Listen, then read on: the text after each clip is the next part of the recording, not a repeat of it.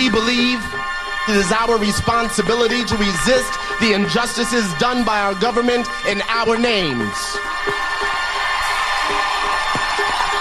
Not in our name will you wage endless war. There can be no more deaths, no more transfusions of blood for oil. Not in our name will you invade countries, bomb civilians, kill more children, letting history take its course over the graves of the nameless. Not in our names will you erode the very freedoms you have claimed to fight for. Not by our hands will we supply weapons and funding for the annihilation of families on foreign soil. Not by our mouths will we let fear silence us. Not by our hearts will we allow whole peoples or countries to be deemed evil. Not by our will and not in our name. We pledge resistance. We pledge alliance with those who have undergone attack for voicing opposition to the war or for their religion or ethnicity. We pledge to make common cause with the people of the world to bring about justice, freedom, and peace. Another world is possible, and we pledge to make it real. Hello everyone, and welcome to the Zeitgeist Movement Podcast Australia. My name's Zac, and I'm here with my friend Casey. Hi. Today, what are we going to talk about, Casey? Well, I think we've got quite a few things to cover today, but we wanted to start with talking about art for social change.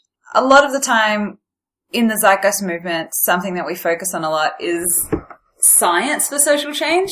So a lot of the time we talk about science for social change within the Zeitgeist movement because it's pretty easy to discuss how the scientific method and new technologies and things like that can actually help develop our system and make it, so we can always talk about how science and technology can help with a better future, but something that I think is really important in addressing problems in our society right now and ways forward is actually through artistic expression. So artistic expression seems to be something that has been a really big part of the Zeitgeist movement becoming what it is and actually becoming something really big around the world. Because it did start with Peter Joseph's film series. It started with, before the actual movement started, after Zeitgeist Addendum, he had brought out the first movie, which went viral originally, which was Peter Joseph's kind of artistic interpretation of the way he saw reality and the ways, and because it was very emotive, very artistic, it really touched a lot of people on that level. The original Zeitgeist movie was very emotive and very musical and did have so much success because of the way it affected people emotionally. But it was also its spectacular content and the truth of its content why it affected people forever after, I think. You can have an emotive film, but if it doesn't have substance behind it, it won't have a lasting effect. Oh yeah, of course. So the substance is still really important, but that information being delivered, say, just in a really general presentation format using really scientific language, probably wouldn't have reached out to people as much or connected with people as much. And I think that's the beauty of art in social change movements, in the way that it connects with people and actually it resonates with them and makes them really think about the problems that are going on in the world and gives them hope for a better future as well. So I know when I first watched the first Zeitgeist film, the kind of emotions that it brought up in me were kind of shock, I guess, and sadness, and then kind of hope, I suppose, for the future. And nothing else had really invoked that kind of emotion in me before. So it was something really special. So I guess it's pretty exciting that we are going to do the Zeitgeist Media Festival main event in Brisbane this year, which is where we are. So that's really exciting. It's on the 17th of October. Yeah. In West End at the Rumpus Room. Yeah. From 11 a.m. till 4 p.m. That's correct, yeah. 4:30 p.m. actually. So basically we're inviting any artist that includes musicians, poets, visual artists, comedians, filmmakers, or whatever platform you use to express your art form, whatever that is. if you want to come along to that and just share and connect with other artists or even just like-minded people, you're welcome to come along. It's a free event, open to the public, and it's going to be a lot of fun. And it's going to be like a really cool way of meeting some really awesome people. Zeitgeist people are always a lot of fun. Yeah. Yeah, we're They're pretty pretty crazy. loose. Yeah, we're pretty out there. Yeah, so that should be really cool. So what's some other art that has kind of like affected you, Zach? The most profound art that's affected me is comedy, stand-up comedy, because I think, to me, it is one of the most pure forms of art and entertainment and seeing who someone really is. Because basically, you can do whatever you want in a stand-up show. It's just you with a microphone talking, and you can say whatever you want, basically. And their job is to make you laugh and engage you. Their job is to hold your attention, because it's very difficult generally to hold someone's attention. And their job is to actually say something that is so emotive and that grabs you so much that you actually want to listen to what they have to say, that you care about them. So obviously my favorite comedians are Bill Hicks and George Carlin and Louis C.K. and Bill Burr. Oh yeah. And lots of others. Like, I won't just give you a whole list of names, but it's because what they say really connects with me, because it has a huge amount of truth behind it, even though it's really funny. Yeah. It has truth where it's more profound and more accurate than what you hear most people say ever. Yeah. And I think both Bill Hicks and George Carlin They're featured in the original Zeitgeist movie. But you'll be surprised some of the things that come out of Louis C.K.'s mouth. Like, it's really interesting when you hear someone and you go, oh my God, I didn't know he thought that way. He has a bit where he talks about money and why we have it, and that we don't really need it, and that, you know, God or nature or whatever left all this plush, beautiful landscape for us, and there's food and everything was abundant, and that we've kind of like, we need to cut down all the trees and build something, and like, but there's no bacon on my sandwich. I want bacon on it. Because he's like, what is a job? What is a job? I need money. Why do you need money? Yeah. To buy food? Just eat the food on the ground. Yeah. And that's just one of many. So if anyone's listening to this and just wants some awesome entertainment and also some insight, you know, very general insight into comedy and the way, you know, the world works, in my opinion, watch some of the Louis C.K. stand-up shows. And we're actually going to talk a little bit later in the show about what censorship is and why it exists. Yeah. And whether censorship should happen, and if it does, at what point you draw the line. Yeah.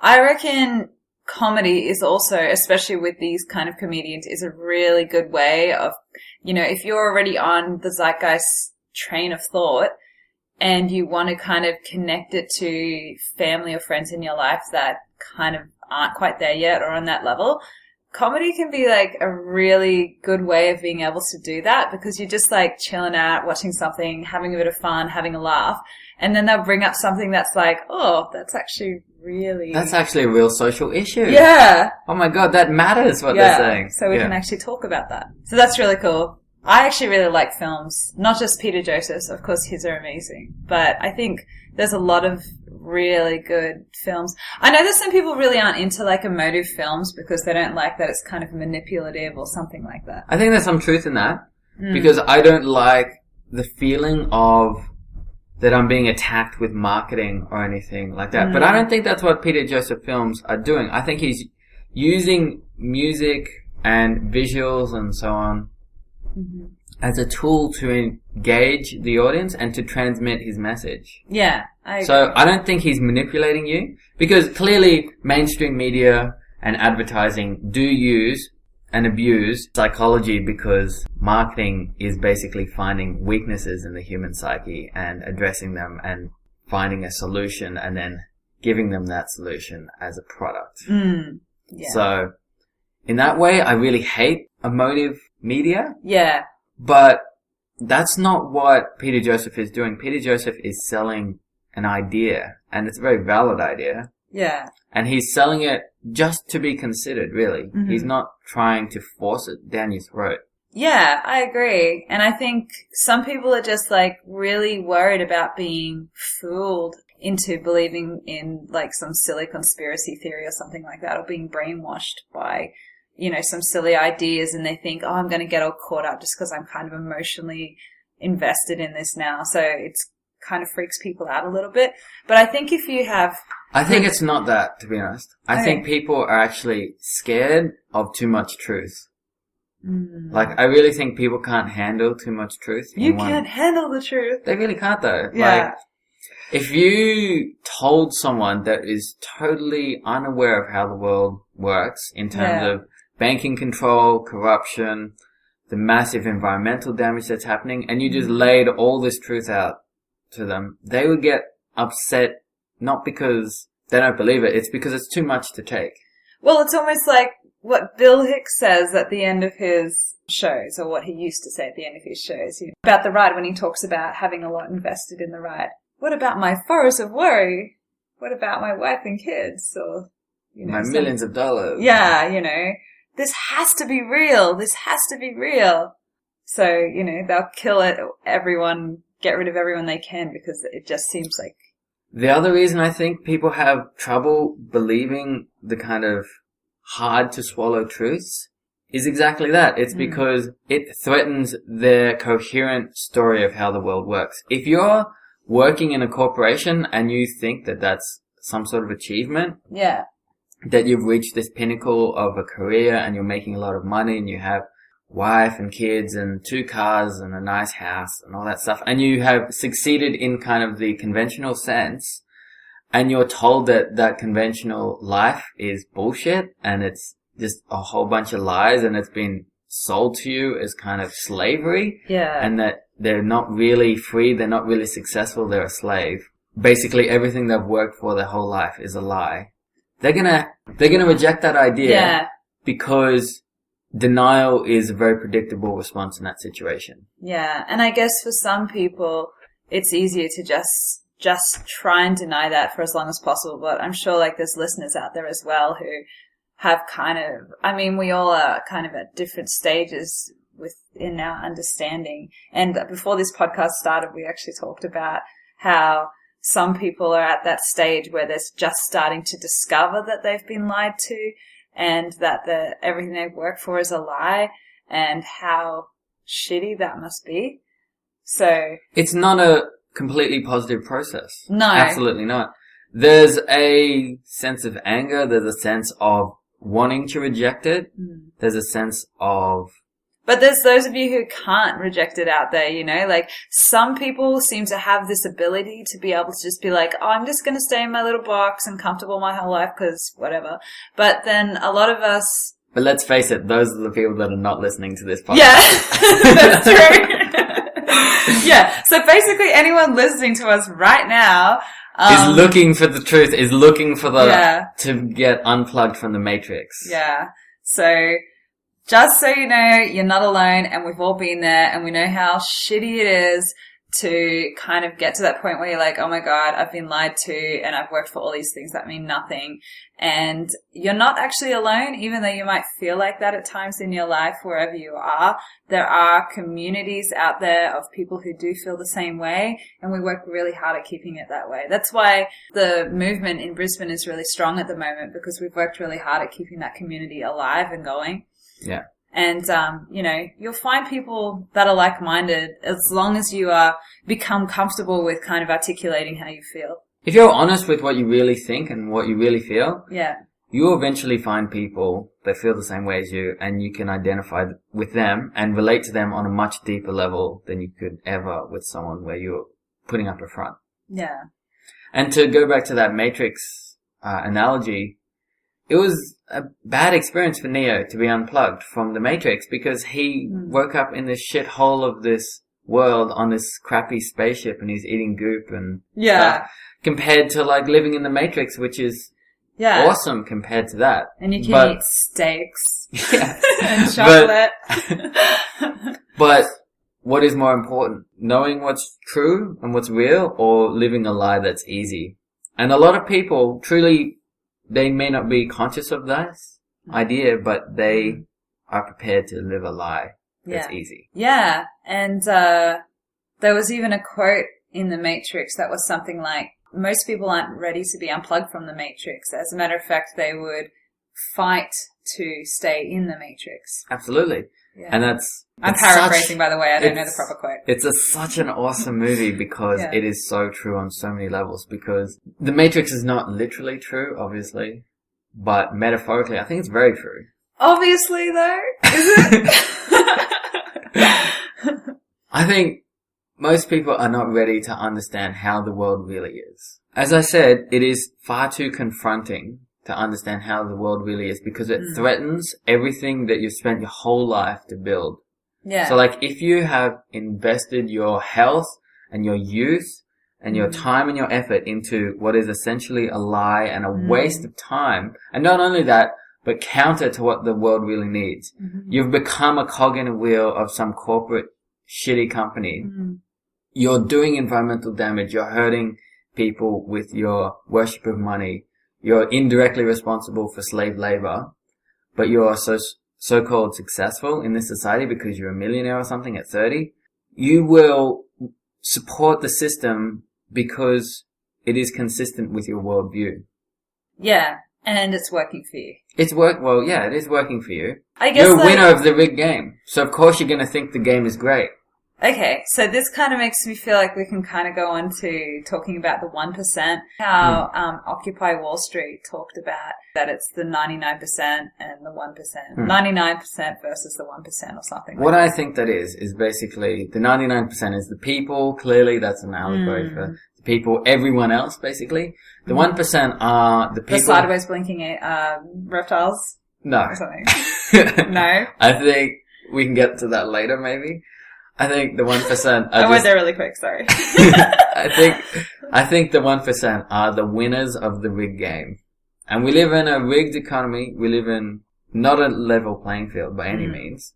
People have differential advantage from the time they're born. You can predict statistically if someone's going to be rich or poor based on what family they're brought into, what social class and so on.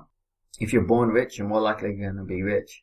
So if you're born rich, and you're more likely going to be rich, and then you end up rich, obviously you're more inclined to think that being rich is kind of a virtue, that you had something to do with it, you know? Yeah. All I had was $6 million and a dream, and I created this $20 million company. Yeah.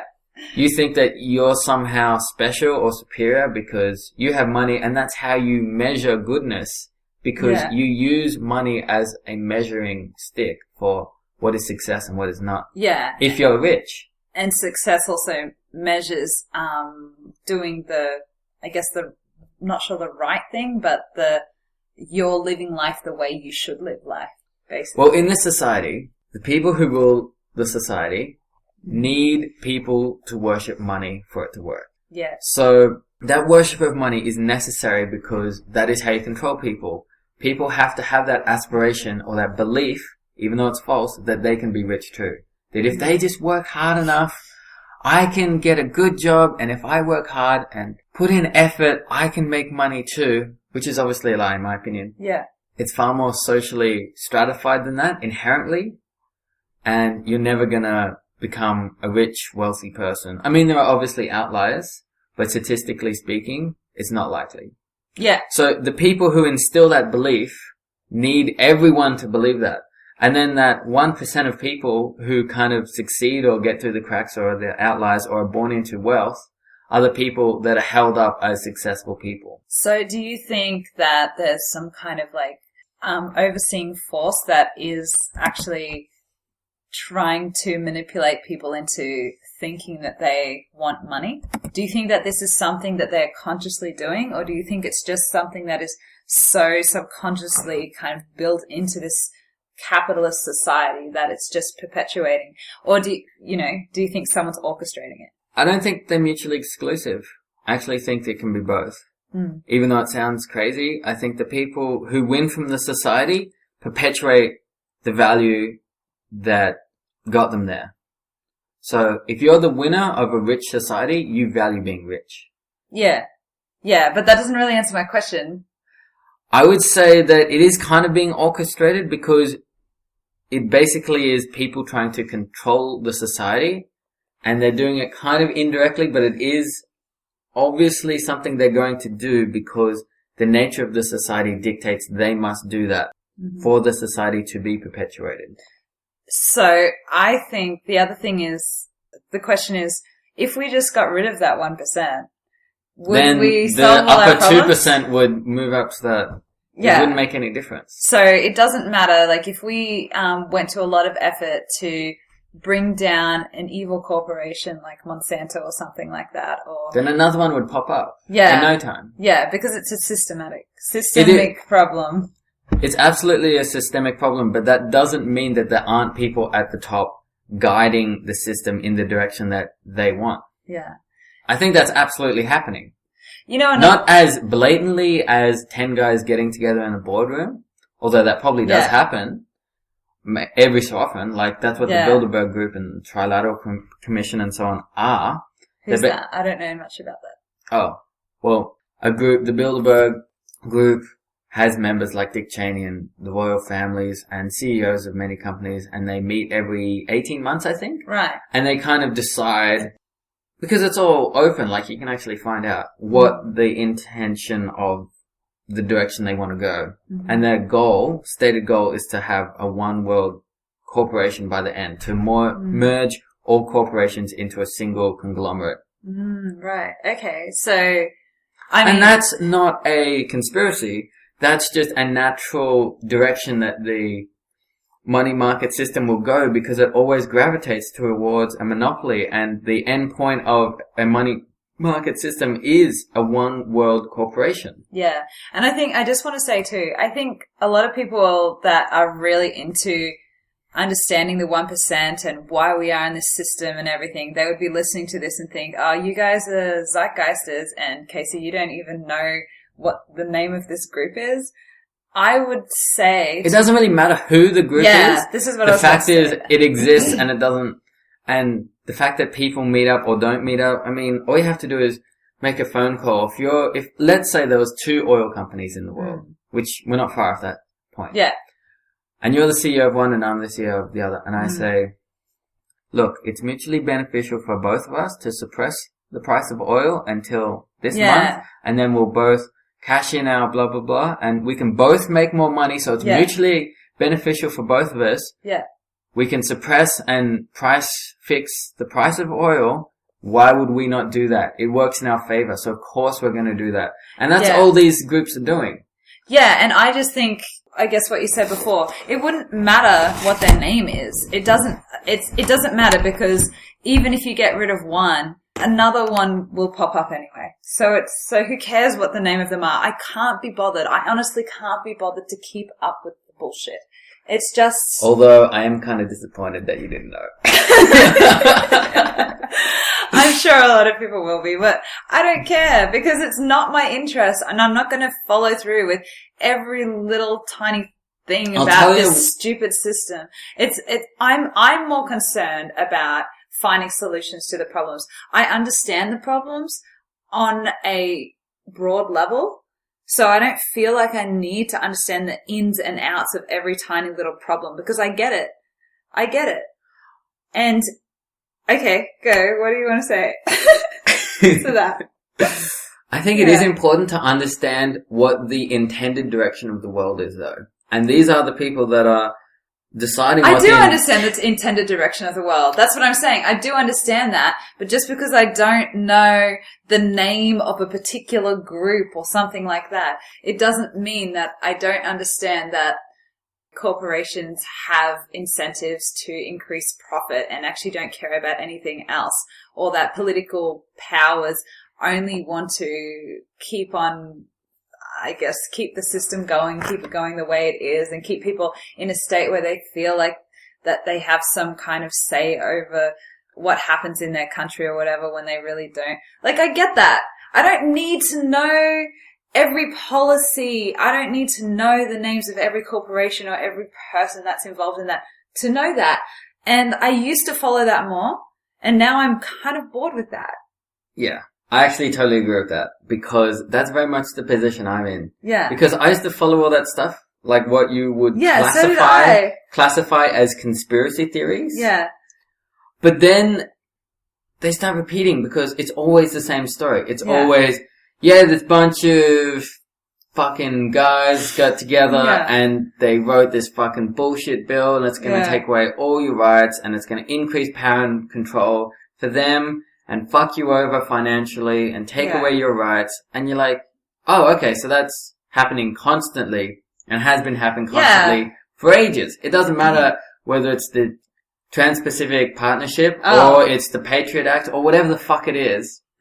Yeah. Because there's always going to be another one, and they're always going to be trying to chip away your rights and your freedoms and your financial freedom. Yeah. And that's obvious, but I think it is interesting to know a little bit about it, to know the specific direction they're going in, because they are going in something more specific than just maximize profit. Yeah. Because you can maximize profit in fewer and fewer ways once you become completely optimized.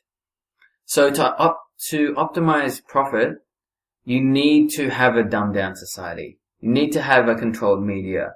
You need to have lots of these things where you can get away with environmental damage and things like that. And I do think there is a more sinister intention behind it than just maximizing profit.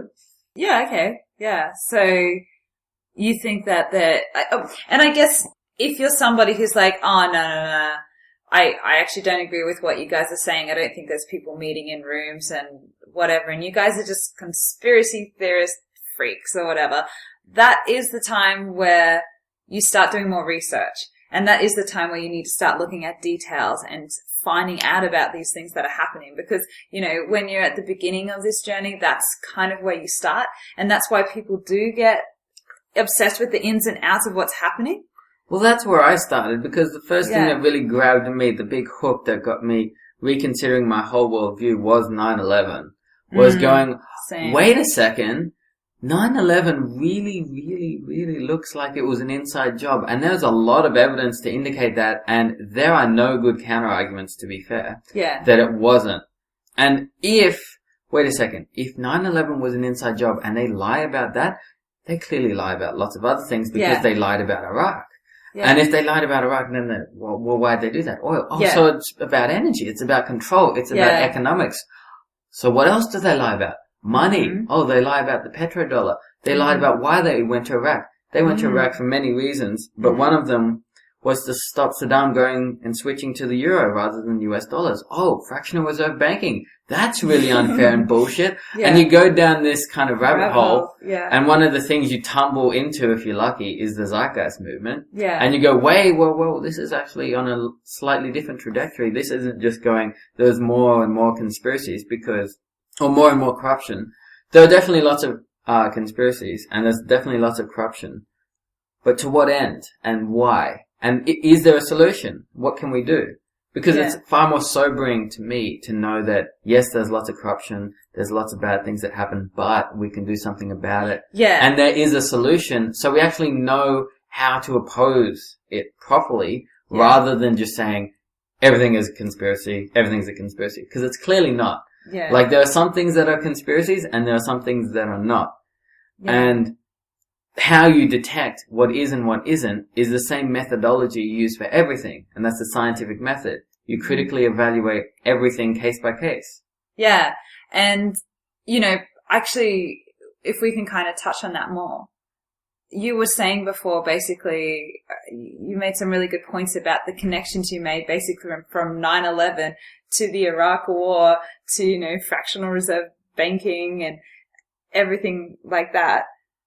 And would people, you know, people who don't know much about this might just be like, how did you make all those connections? Is that actually logical? Are those connections actually logical? Or are you just, you know, saying, oh, this must be connected to that? That's like, no, causality. I'm not saying it was. I know you're not. I just want you to explain. I would like to explain. It's an interesting thing to find out about something where you were totally wrong. Yeah. And for instance, I found out about 9/11 when I was 18. Like, 9/11 happened when I was, I think, 11. But I found out about it. I'm so old. I found out about it when I was 18 and I'd never heard that it could have been a conspiracy. I didn't even know what conspiracies were. Yeah, me neither. So it was a very foreign concept and I found it so fascinating. I was completely engrossed and I wanted to know more. Yeah. So I went looking, right? And when you go looking, you find more. When you find more stuff, you find topics that are related to that topic. And once you find topics that are related to that topic and you learn about that topic, you realize it's just a web of topics.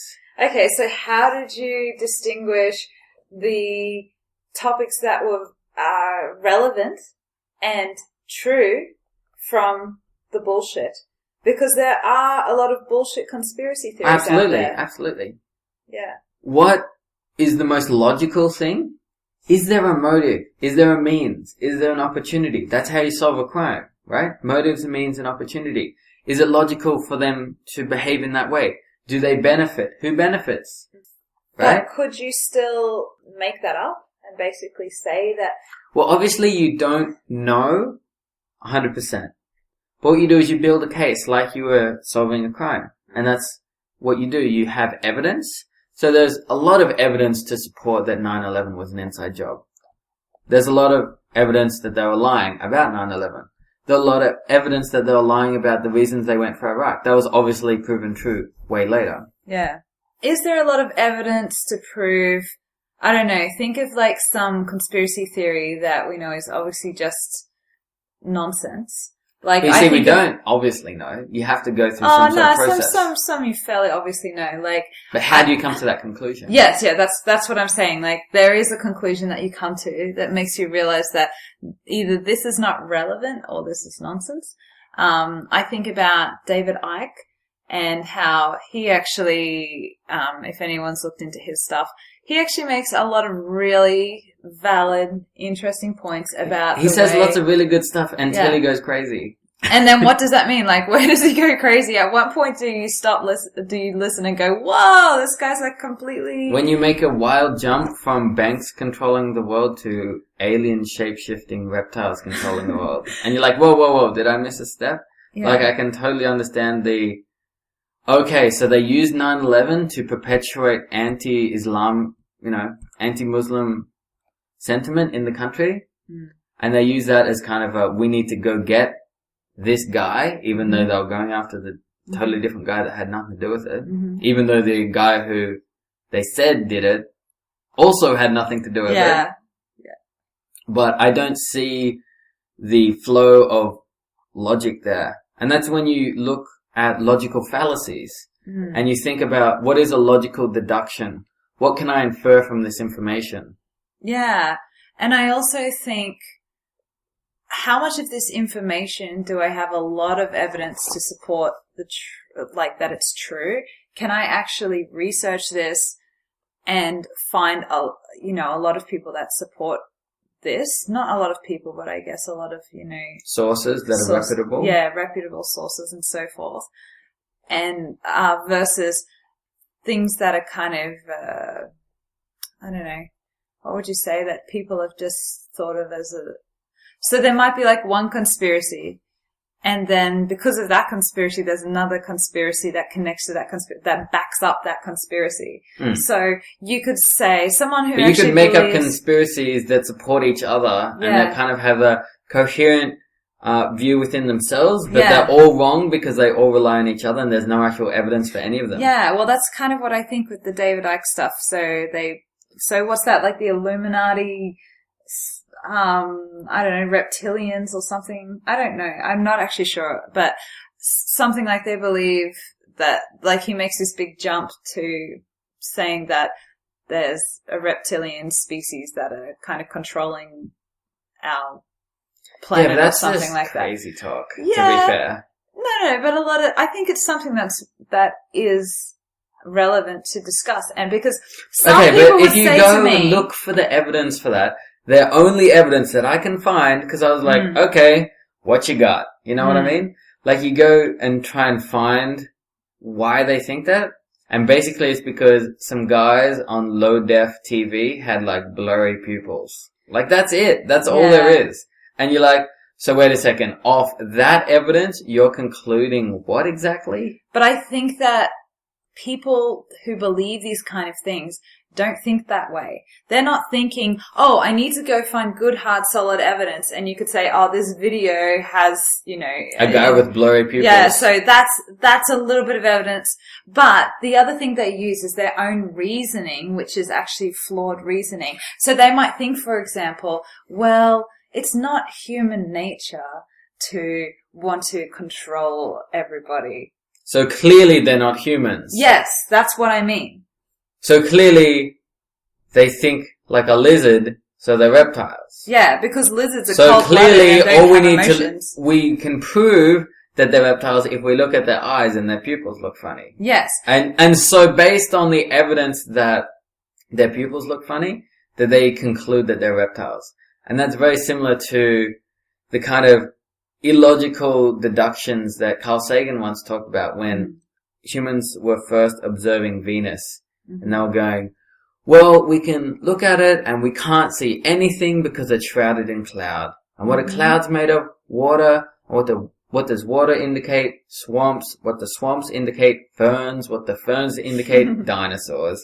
So based on the observation, I can see absolutely nothing because it's covered in cloud. There's dinosaurs. Ah, nice. And you're like, no. Yeah. Yeah. So there are quite a few ways that you can actually kind of increase your critical thinking skills. I did a blog ages ago now, probably like a year ago. It was called 5 Ways to Spot Bullshit. And basically it was about how you can become a better critical thinker. So when you are presented with information, whether it's a conspiracy theory or whatever, actually learn to think critically, look at are there any logical fallacies? But also, on the other side of things, which is where people actually reject conspiracy theories immediately just on the basis that they are labeled a conspiracy theory, like 9/11 is a really prime example of that, where there is a huge, overwhelming amount of evidence to support that it was an inside job. However, because there is some kind of fear that if you believe that it's a conspiracy theory, then you're some kind of conspiracy nut and you're gonna wear a tinfoil hat and... Well, if you can use a word crazy. and totally discount someone's argument just by saying the words conspiracy theory, that's a pretty powerful tool to suppress the truth. Oh, totally. Because if you said, give me an example of something, there's some corruption happening, and I'm just like, oh, you're just a conspiracy theory? If that's all I need to do to discount your entire argument, no matter how strong it is, that's pretty ridiculous. Yeah. One other point I wanted to bring up about conspiracy theories is that, in a way, the really hardcore conspiracy theories, the ones that aren't generally supported by evidence, the ones that operate on faith, have a lot of similarities with religion. Oh, nice. Because you are basically believing it with no evidence, and you're believing it because it makes you feel good, and because because it fits in with your worldview already. So you have the conclusion, and then you look for the evidence, rather than looking for the evidence and then forming a conclusion. Yeah. Because that's really what separates what is a scientifically established idea rather than a non-scientific one.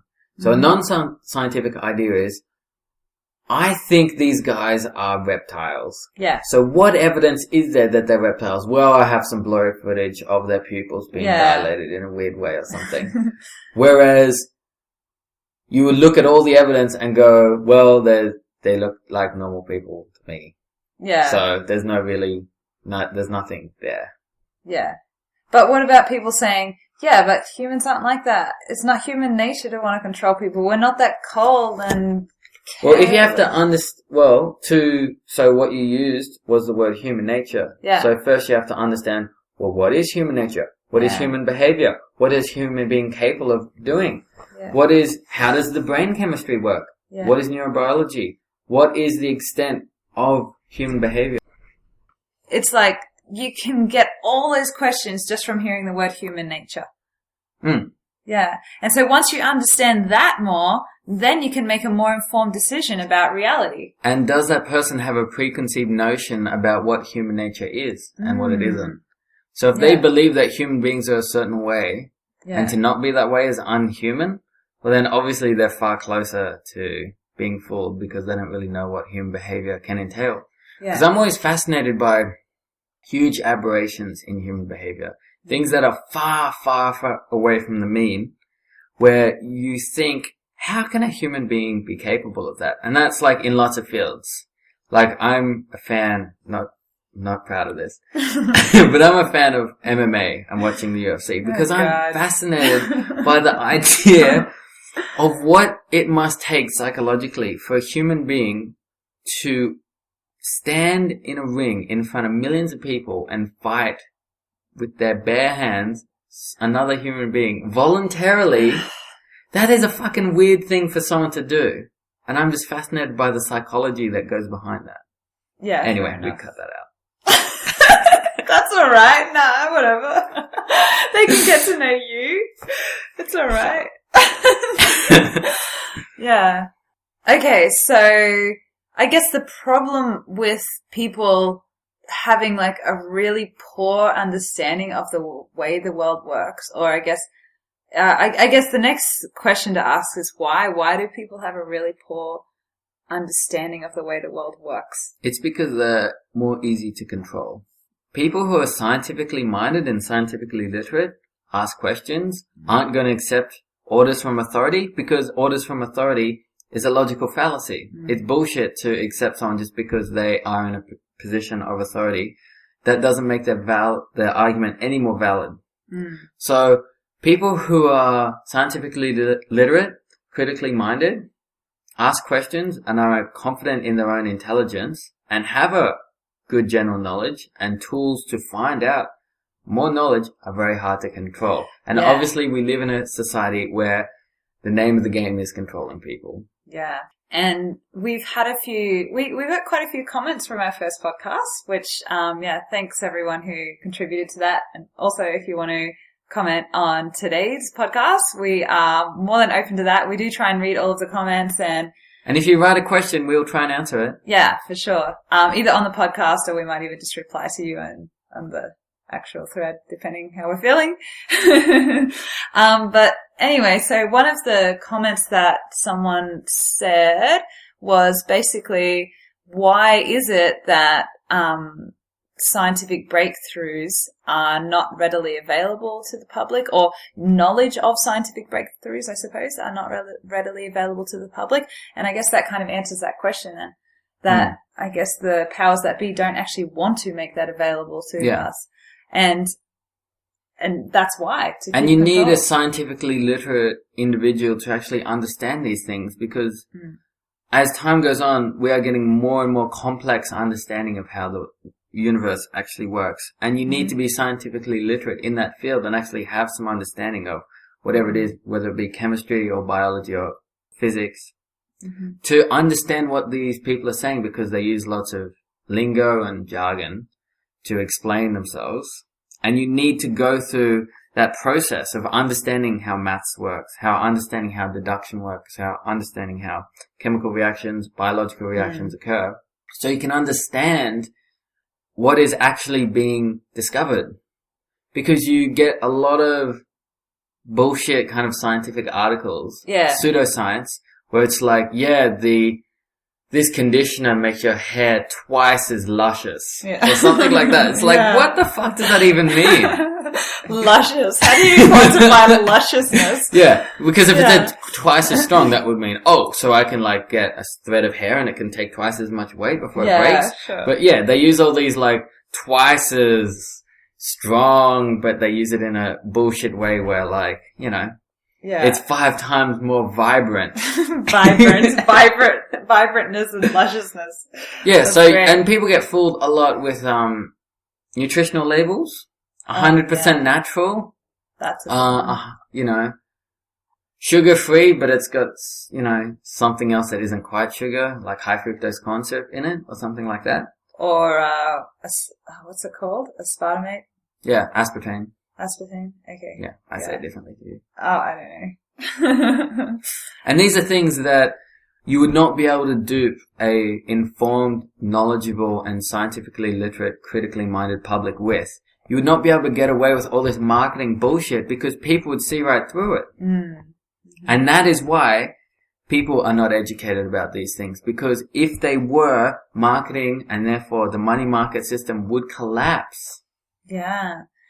I think it's so bad that it's not just that we're not educated that way. It's even to the point where a lot of people don't even have the skills to know how to look for the information. And they're not meant to know how. No, they're not meant to know how. Yeah. They're meant to be as dumb and apathetic and controllable as possible. That is the goal. Because that's what a good consumer is. A good consumer is, here's the thing you don't really want. It's only worth $1, but I'm going to sell it to you for $5, and it'll break after 2 months, and you want to buy it. And just because I told you want to buy it, you're going to buy it. That's what's going to happen. Like, they'll get to that stage. But I feel like the powers that be, if that's true, I feel like the powers that be are so dumb because we're not actually living in the world anymore where you just need, avid consumers and you just need factory workers. Let me finish my thought. Because, we watched that at Monthly Movies this weekend, which I'll plug really quickly once again. We do monthly movies on the second Saturday of every month at the Brisbane Square Library at 1:30 p.m. So please feel free to come. And it's always awesome. It's awesome. Public event, completely free. And you'll have a lot of fun and meet a lot of cool people. But anyway, so one of the videos that we watched this weekend was CPG Gray's Humans Need Not Apply. Mm-hmm. And I thought that's really interesting when I think about this because we're heading into a future that requires a lot of innovation, a lot of creativity, as opposed to the past where you need a lot of factory workers to do factory kind of jobs. We need people now that can actually solve problems, right? Like with the things that are happening. Like you can say that the 1% or whatever are the winners in this system. But the reality is no one's going to win if the environment is completely destroyed. Everyone loses. So do they not think about that at all? Are they that dumb that they think that they're not going to be personally affected by the future? Well, capitalism, the money market system, inherently orientates you to be short-sighted because it's about profits in the next quarter, generally. So even what can the smartest people... Even the smartest people are not free from smartest, I meant richest. Even the richest and smartest people in the system cannot escape the forces of the system. And to bring it back to the intentions of the people who run the system, their intention is to reduce the global population because they are fully aware that technological unemployment is a real thing and they don't want to have to deal with unemployed people in terms of supporting them and so on, and having a restless population. So that is the intention. As jobs decrease, as there are less use for slaves, basically, because they're human. That's pretty freaky, man. Because human slaves are being replaced by robot slaves, we're being phased out. The cattle that we are no longer required.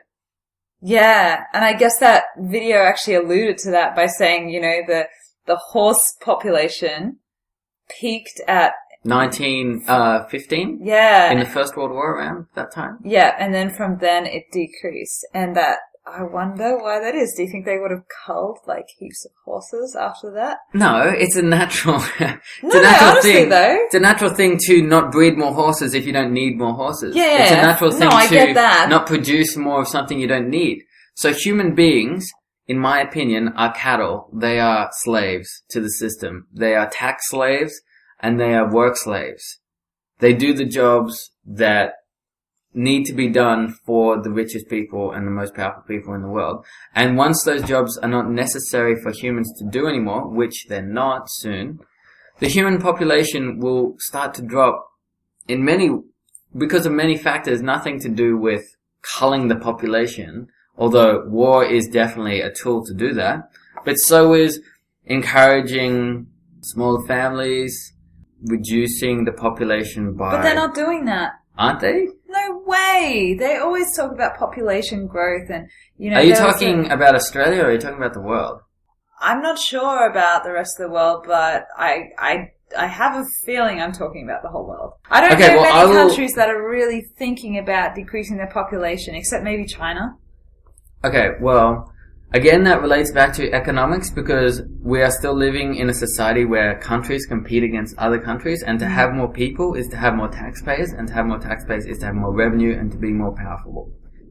But not if no one makes money. But there will be a point where the whole world, this is the intention, by the way, of the people who rule the world, the Bilderberg Group and so on, and this is why I think it's interesting to know this information, not because it's anything more than to know what the intentions of the people who actually control the world, what their intentions are. Their intention is to make the world into a single country, where there are no borders, and that you are just a citizen of the world, and there'll be a local government, a state government, a national government, and an international government. And basically, there'll be another level of government that you'll pay taxes to, and that will have basically another level of trumping over national borders, where, for instance, now, if a state passes a law and the nation passes a contradictory law, then the nation's law trumps it. The higher level of government generally trumps the lower level of government, and you'll get to a point where international government will be the most powerful government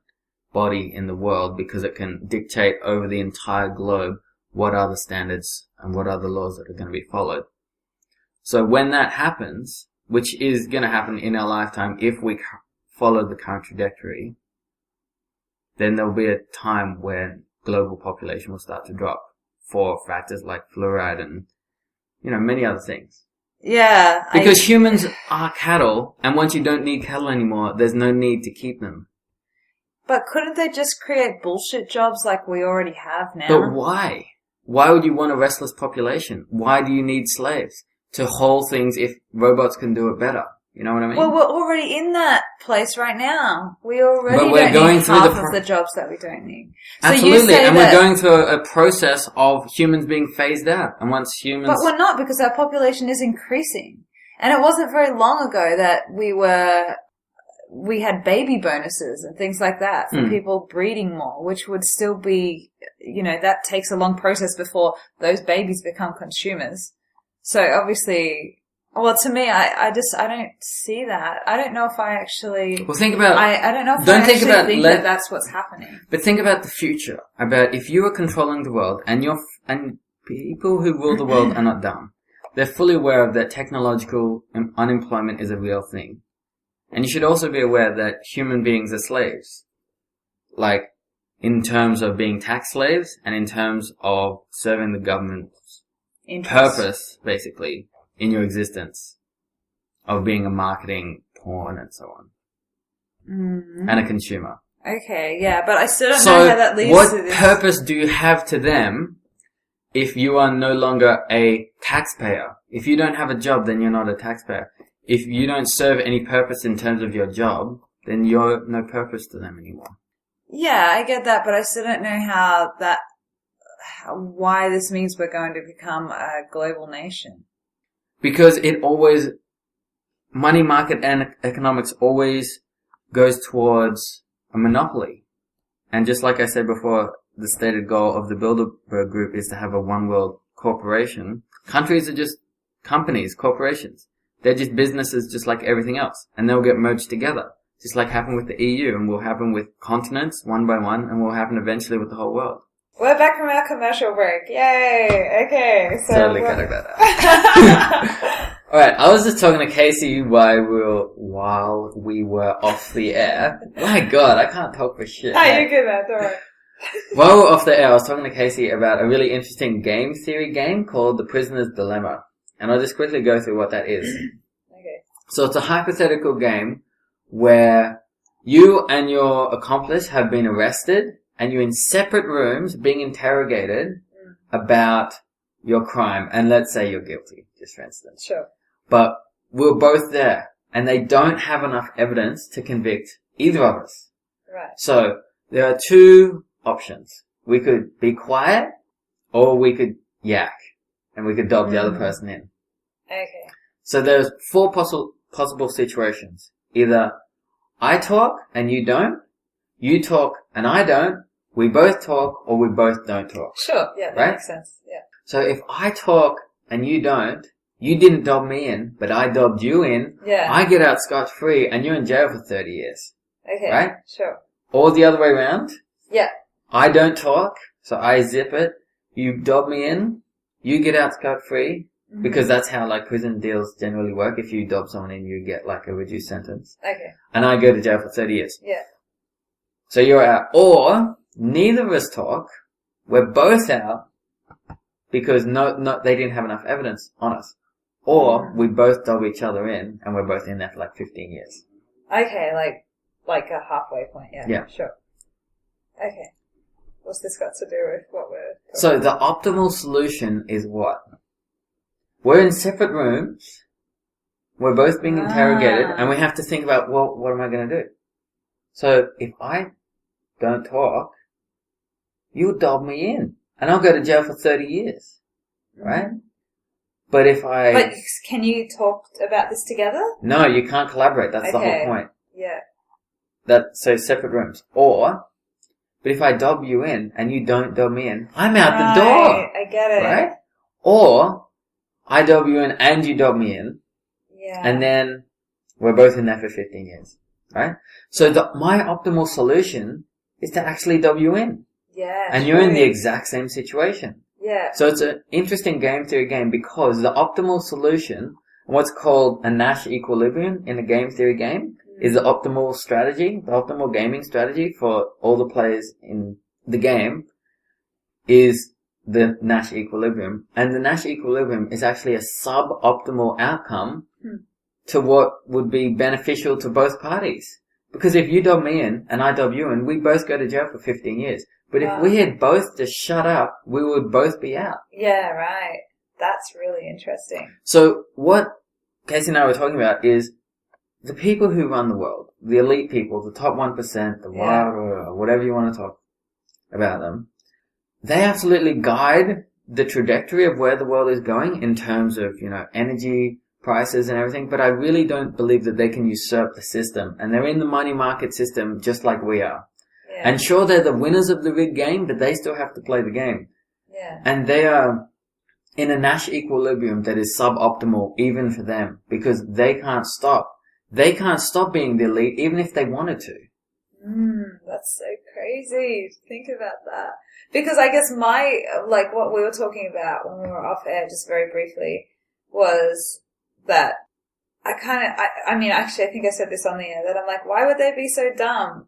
Why would they be so stupid to, because if we can predict, if just Zac and I sitting here as just, I guess, normal people can predict that the way the future is going, if say we do become a one world government or whatever, or we don't, I don't know, but either way, we're heading in a pretty shitty direction. Like, we can predict that is going to happen, and a lot of people can predict that, and that it's even getting worse for the elite few, and their lives will be worse overall in the end. Because what I actually believe will happen is that, and it's something that happened on Easter Island, is that we will be so fanatically committed to our ideology, we will kill ourselves.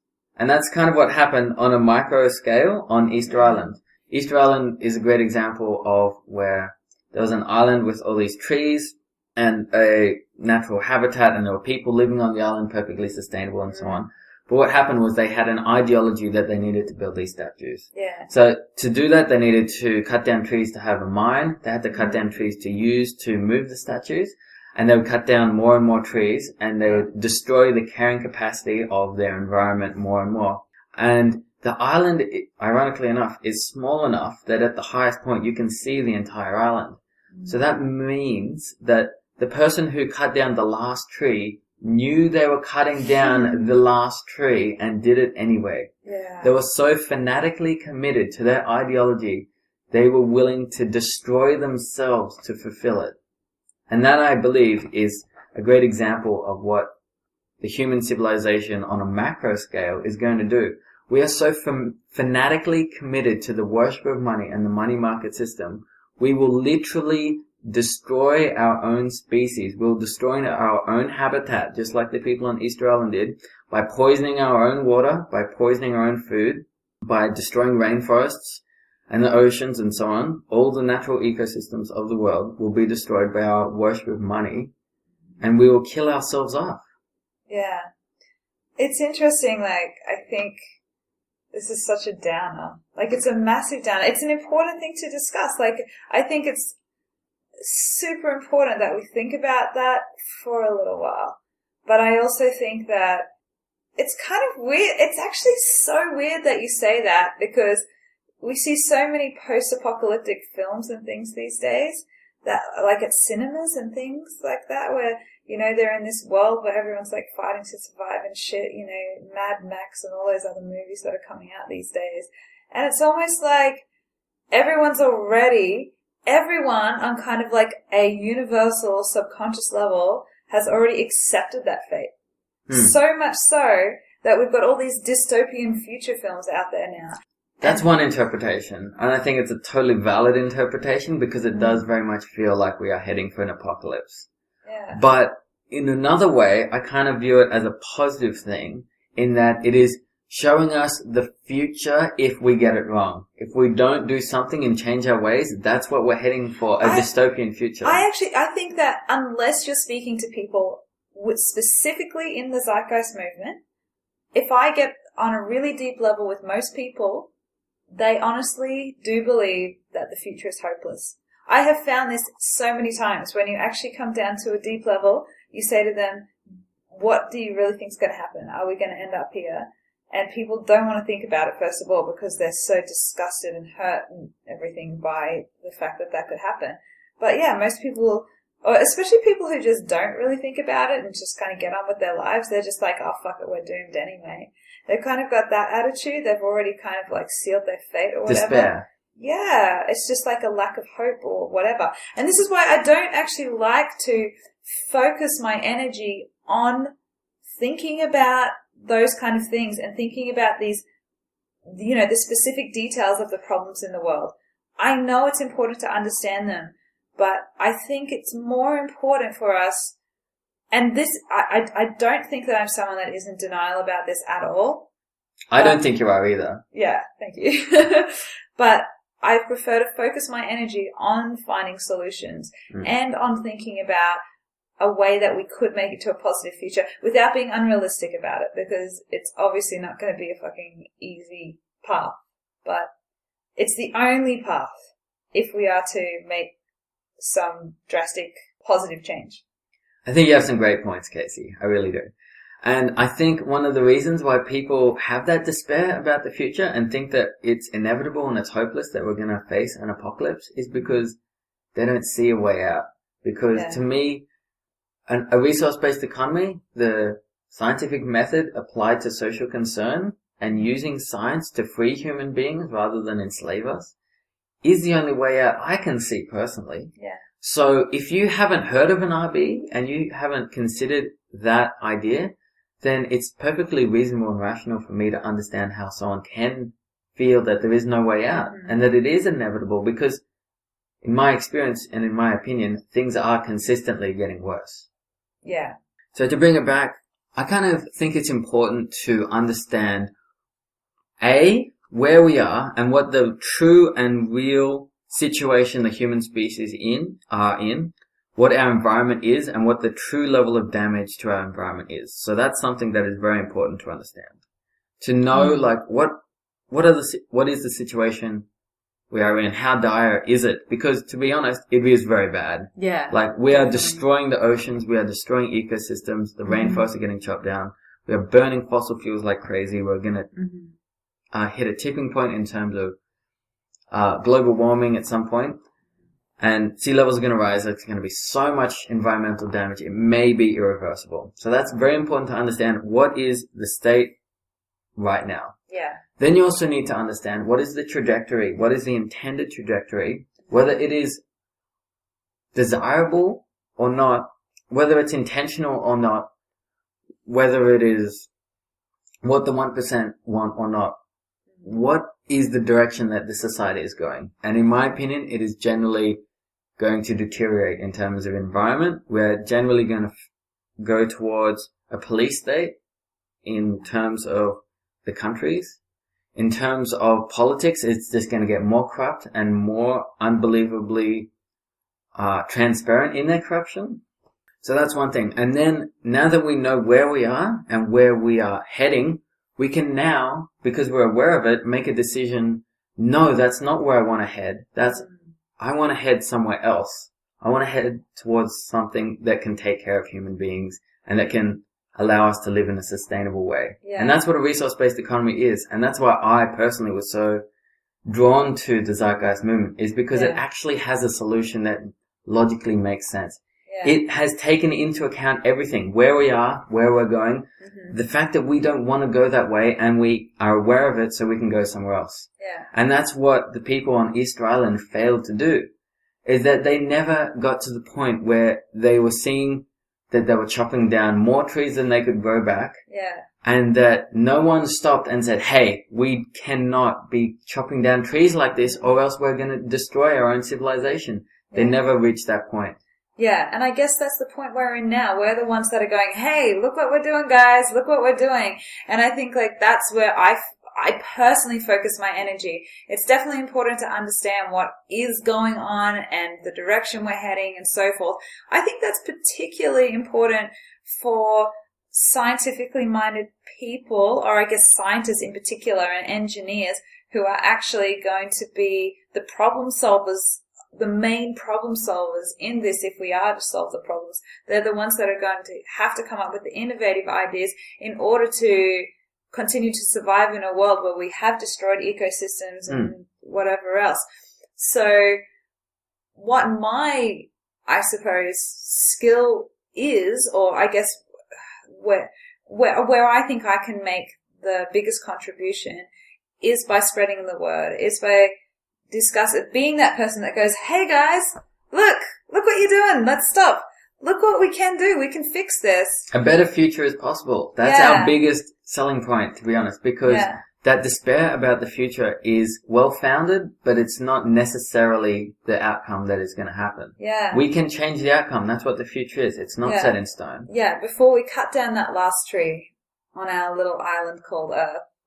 And game theory is generally very good at predicting the future, but once you understand the game, you can usurp it. So, for instance, if we both understood that prisoner's dilemma's game, and we were both arrested, we would go, I know how Casey thinks. Yes. We're just gonna shut up, because I know I'm not gonna dob her in. She knows I'm not gonna dob her in, so she's not gonna dob me in, so we'll both get out. And we'll both have an optimal solution, and that's what you're searching for. Not necessarily the Nash equilibrium, but the optimal solution. What is the gaming strategy for all participants to have an optimal solution? And the optimal solution for all human beings is to not be greedy, is to not to be corrupt, it's to be egalitarian, it's to cooperate, and it's not to have money, and it's to live in a resource-based economy. Even for the 1% that live in this society that quote-unquote benefit from it, even though they're rich and they have access to way more resources. Yeah. But they don't actually benefit as much as they would. But they don't benefit because they live on a dying planet and they're killing the planet. And maybe they personally will not live in the world where they will see the damage that they've done, but their whole family's dynasty is based on controlling the world. And if 5 generations from now or 10 generations from now, the planet is unable to sustain life, then it's not beneficial for anyone. No, including them. And even if it is able to, I don't know, maybe they can use the technology that they get someone to develop for them in order to have like an underground bunker or some shit, some kind of like life where they're still alive. It would still be like a terrible life compared to what we could have if we actually collaborated. So, yeah, they're not doing themselves any favors. Or maybe they're just aliens and their whole intention is to kill all humans. Yeah, maybe. That could be it. Maybe if you can prove that it's false, then it must be true. Yeah. And that, guys, is a logical fallacy right there. Look out, what is it? mylogicalfallacyis.org. Or thou shalt not commit logical fallacies. And you can learn a lot about some real bullshit things that people say in order to try and get you to believe their viewpoint, which is completely illogical. But anyway, yeah, that was a good one that you said. All right. One of the things that is talked about a lot in the conspiracy theory groups is about how people in these 1% or so on are in all these secret societies like Skull and Bones and so on. Oh, yeah. And Casey and I were talking about how these cults, these groups that go through a lot of these religious rituals. And I wanted to bring up to you the idea that, to me, religions are just cults that succeeded and where their religious rituals became socially acceptable. Mm-hmm. What do you think about that idea? I think that's 100% correct. So, basically, the idea of pretty much every religion is people talk about how at the beginning of a religion it might just have been because we didn't understand, as in the human species didn't really understand the way the world worked, and, where we enjoy recognizing patterns even though they're not true patterns. So we will just make correlations between stars and comets in the sky and things like that, and them actually having some significant meaning on our planet or so forth. And then that might lead to us believing that that's some kind of God. So that's one way that you might become religious. But the way that it has been mostly used is in order to control people.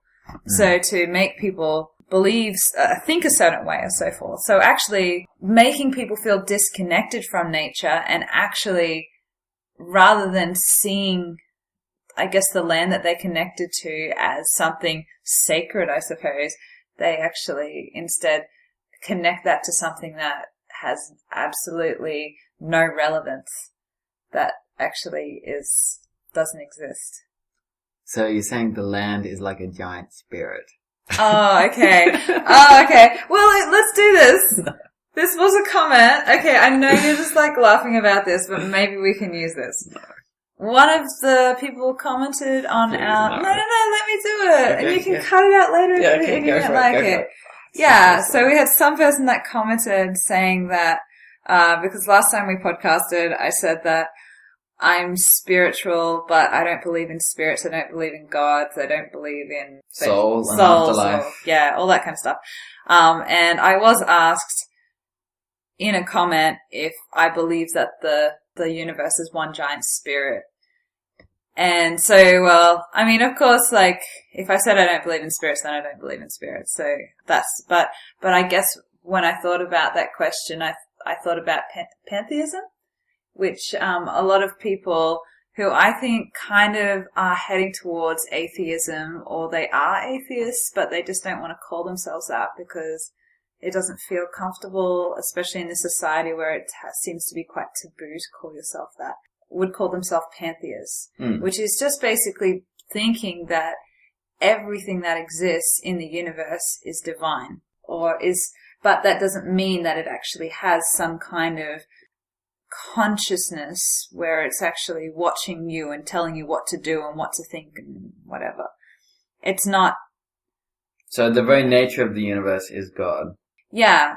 And I guess in a way, it's kind of a nice idea because it's actually, I think it gives people a deeper respect for reality and for having a consciousness. On some level, I can identify with that idea, but I would still consider myself an atheist. Yeah, I kind of struggle to see the difference between those two ideas because I guess if you're asking if I think the universe is a big spirit, what is a spirit then? I guess we have to determine what is the definition of this. That's one thing that very much bothers me about this discussion. When I say I'm an atheist and they say, don't you believe in X, Y, or Z? I always feel that I need to clarify what they actually mean by God, because God is a very subjective term to lots of people. Yeah. People don't give you a definition of God when they ask if you believe in it or not. Yeah. So that's kind of a very hard thing to answer Mm-hmm. Because my general default answer is that I don't believe in anything, so I'm clearly an atheist. But I have morals, and I have ethics. They don't come from God, obviously. Yeah. But depending on your definition of God. So if we were to be like pantheists and say that, well, everything in reality is divine, or so you have like a divine respect for everything that exists naturally or whatever, could you say then that your morality comes from that? Well, actually, that's not where I was going with my point. I think the term God is a bit of a cop-out into a non-explanation of something, because that's what God is generally used for, is an answer, or a non-answer, I should say, to a question where you ask a question and the answer's God. God of the gaps. Yeah, but that's generally what God is, though. Yeah.